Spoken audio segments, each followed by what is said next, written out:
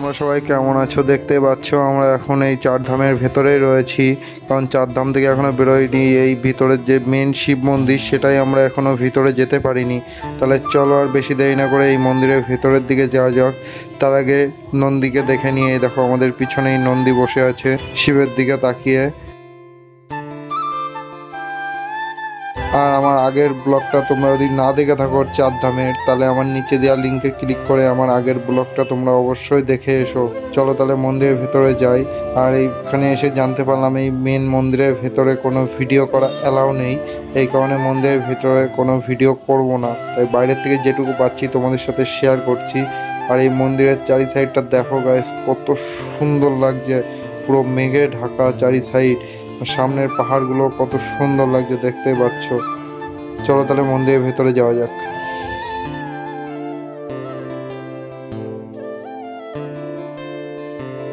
আমরা শিব মন্দির থেকে বেরিয়ে গেছি, আর সামনেই আমরা দেখতে পেলাম বুদ্ধদেবের সেই টেম্পেলটা, যে টেম্পেলটায় আমরা যাব হয়েছিলাম, কিন্তু আমরা রাস্তা ভুল করে চলে এসেছি। এখান থেকে দেখা যাচ্ছে, যতটা পারলাম তোমাদের সাথে শেয়ার করলাম। চলো তাহলে আর এখানে বেশিক্ষণ দাঁড়াবো না, সোজা এখন এখান থেকে বেরোনো যাক, কারণ দার্জিলিংও যেতে আমাদের অনেকটা লেট হয়ে যাচ্ছে।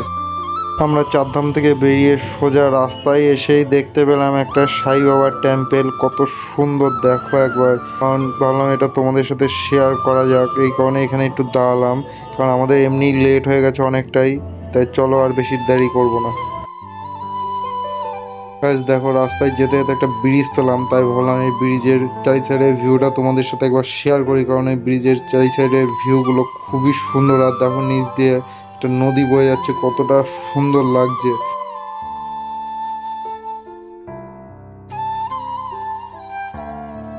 আমরা আর এই ঝুলন্ত ব্রিজে বেশিক্ষণ দাঁড়াবো না, কারণ আমাদের এখনও খাওয়া হয়নি, এই কারণে আমাদের এখানে অনেকটা লেট হয়ে যাচ্ছে।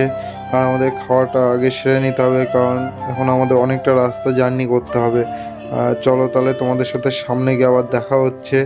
আর আমার ভিডিওগুলো যদি তোমাদের ভালো লেগে থাকে অবশ্যই একটা কমেন্ট করো, আর আমার চ্যানেলটাকে সাবস্ক্রাইব করে দিও। চলো তাহলে আবার তোমাদের সাথে সামনে গিয়ে দেখা হচ্ছে। তাহলে এখান থেকে বেরোনো যাক, চলো।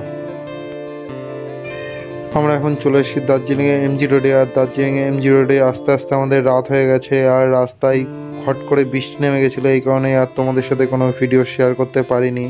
আর চলো তাহলে এমজি রোডটা ঘুরে পুরোটা দেখা যাক, আর এখানে এমজি রোডে কী কী আছে সেগুলোও দেখা যাক। চলো তাহলে এমজি রোডটা ঘুরে যাক, চলো।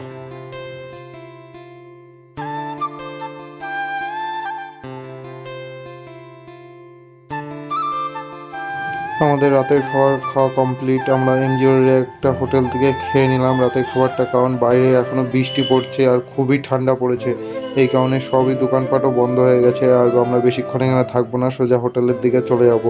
আর আমার আজকের ব্লগটা যদি তোমাদের ভালো লেগে থাকে অবশ্যই একটা লাইক কমেন্ট শেয়ার করতে ভুলো না, আর আমার চ্যানেলটাকে সাবস্ক্রাইব করে দিও। চলো তাহলে গুড নাইট, কালকে সকালে আবার তোমাদের